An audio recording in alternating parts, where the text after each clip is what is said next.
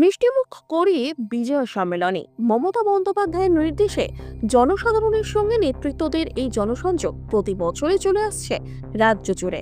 ব্যতিক্রম নয় এবছরও। শনিবার হুগলির চণ্ডীতলা 1 নম্বর ব্লক তৃণমূল কংগ্রেসের উদ্যোগে জেকেডি হাই স্কুল প্রাঙ্গণে আয়োজিত হয় বিজয় সম্মেলনের অনুষ্ঠান। স্থানীয় মানুষকে মিষ্টিমুখ করানোর পাশাপাশি সম্মানিত করা হয় ব্লকে প্রতিটি নেতৃত্বদের। তবে কেবল মিষ্টিমুখ নয়, আগাম নির্বাচনকে কেন্দ্র করে বিরোধী শিবিরকে একহাত উপস্থিত নেতৃত্বদের। এদিন উপস্থিত হন বিধায়ক স্বাতী খন্দকার, হুগলি জেলা মেন্টর ডক্টর সুবীর মুখার্জি, পঞ্চায়েত সমিতি সভাপতি মলয় খাঁ, সহসভাপতি সনদ শানকি সহ একাধিক নেতৃত্ব। মা দুর্গা এসেছিলেন অসুর দমন করতে, তাই আমাদেরও কিছু অশুভ শক্তি আছে ছাপিয়েছে, তার জন্য আমাদের আজকে লড়াই করতে হবে। বিরোধীরা যখনই ইলেকশন আসে, পশ্চিমবঙ্গে বিধানসভা ইলেকশন, তখনই ওরা মাথাটা খারাপ হয়ে যায়। দিল্লিতে যিনি বসে আছে ওনার মাথাটা খারাপ হয়ে যায়, তখন ইডি সিডি সব লোকের বাড়িতে পাঠিয়ে দেন। এটাই ওনার কাজ, মূল কাজ। আর আমরা বিজয় সম্মেলনী করছি একটাই বার্তা, যে 26-এ আমরা আবার মুখ্যমন্ত্রীকে আমরা যেন চতুর্থবারের জন্য বিধানসভায় বসাতে পারি, তার জন্যই আমাদের লড়াই।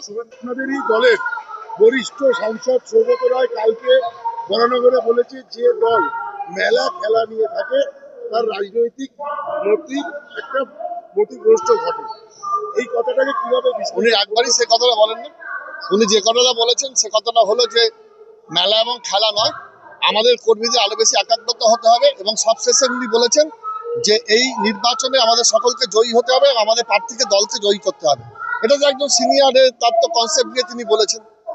একটা বক্তব্যের পুরোটা শুনতে হয়। তিনি হয়তো 1 ঘন্টা বক্তব্য রেখেছেন, তার মধ্যে 2 মিনিট কেটে যদি কেউ সেটার একটা অন্য মানে করে, তখন সেটা হয়নি। সামগ্রিকভাবে দেখলে তিনি বর্ষিয়ান সাংসদ, তিনি তো দলের কথাই বলেছেন, তিনি তো দলের কর্মীদের ঐক্যবদ্ধ হতে বলেছেন। এবং তিনি বলেছেন যে আরো বেশি করে মোটিভেটেড হতে হবে। এখন মেলা খেলাচ্ছে, রাজনৈতিক কর্মসূচি পালন করতে হবে এবং তার মধ্যে দিয়ে আমাদের দলকে জয়ী করতে হবে। এটা তো বড় বার্তা, একটা এর চেয়ে বড় বার্তা কি হতে পারে? দিদির জন্য আমরা মাথা উঁচু করে নিজেদের রাজনৈতিক স্বাধীনতা, অর্থনৈতিক স্বাধীনতা এবং সামাজিক সম্মান নিয়ে বাঁচছি। এটা অন্য রাজ্য যতই অনুকরণ করার চেষ্টা করুক, করতে পারবে না। সহবত দেখাতে পারছে না, ত্রিপুরা সহবত দেখাতে পারলো না। হতেই পারে যারা প্রতিনিধি গেছে তাদের সঙ্গে এত অসম্মানজনক আচরণ, আমরা সত্যি দুঃখিত। আর আমরা গর্বিত যে আমাদের রাজ্যের মুখ্যমন্ত্রী মমতা বন্দ্যোপাধ্যায়। আমরা বিজয় সম্মেলনের মধ্য দিয়ে আমরা যে বার্তা আমরা দিতে চেয়েছি যে আগামী 26-এর নির্বাচনে পাখির চোখ করে আমরা কিভাবে চলবো, আমাদের নেতৃত্বরা তার একটা দিক দিশা নির্দেশ দিলেন।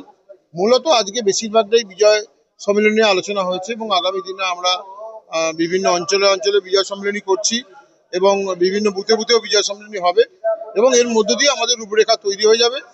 আমরা ওই কে বিরোধী দলনেতা বা কোন বিরোধী দল কে কি বললো এটা নিয়ে আমাদের ভাবার সময় নেই। আমি নিজেও বলছি, আমি কখনোই ভাবি না, কখনোই আমি এগুলোকে মানে কোনো রকমে কিছু ভাবি না, কারণ এরা বরাবরই বলে যায় বিভিন্ন রকম কথা।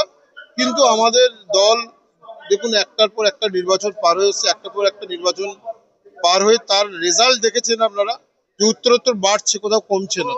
ইলেকশন প্রতিটা ব্লকে ব্লকে অঞ্চলে অঞ্চলে বিজয় সম্মেলনী, তার মধ্যেই দিল্লি থেকে এজেন্সির দল পশ্চিমবঙ্গে, সব মিলিয়ে রাজনৈতিক পরিপ্রেক্ষিতে কি কি বলবে, কি বার্তা? দেখুন, ভোট কখন আসে সেটা আমরা বুঝতে পারি এজেন্সির হানার মধ্য দিয়ে। এরা প্রতি বছর আসে ভোটের সময় বিরক্ত করার জন্য, কিছু পায় না, শুধু মানুষের একটু সম্মানহানি। কিন্তু বাংলার মানুষ 2021-এও মমতা বন্দ্যোপাধ্যায়ের পাশে, 2026-এও মমতা বন্দ্যোপাধ্যায়ের পাশে থাকবে। তারপরে শুভেন্দু অধিকারী থেকে সুকান্ত মজুমদার বলছে বিজেপি মহিলাদের সুরক্ষার দায়িত্ব নেবে। এই বার্তাটাকে কিভাবে দেখছে? আচ্ছা, এটা কি বলা সাজে ওনাদের মুখে? যেখানে যেখানে বিজেপি সরকার আছে সেখানে সেখানে মহিলারা আরো বেশি নিগৃহীত। দেখুন, একটা একটা ঘটনা ঘটে না তা নয়। আর শুভেন্দু অধিকারী কথাকে আমরা পাত্তাই দিই না, সব থেকে বেশি ভুলবো কেউ। আর বিজেপির যদি কিছু ভোট থাকতো সেটা ওনার জন্যই কেটে যাবে। বিজয় সম্মেলনের মাধ্যমে জনসংযোগ বলেই বোঝাচ্ছে বিরোধীরা। সামনে ভোট, সিবিআই ইডি অলরেডি রাজ্যে চলে এসছে, কি বার্তা থাকবে? বিরোধীরা কি করেছে বাংলার জন্য? কি করেছে? বাংলার জন্য কিছু করেছে ওরা? মমতা বন্দ্যোপাধ্যায় বাংলার মানুষের জন্য করেছে। এখন ওরা অনেক কিছু বলবে, বাংলার কৃষ্টি সংস্কৃতি সব ভুলে গেছে।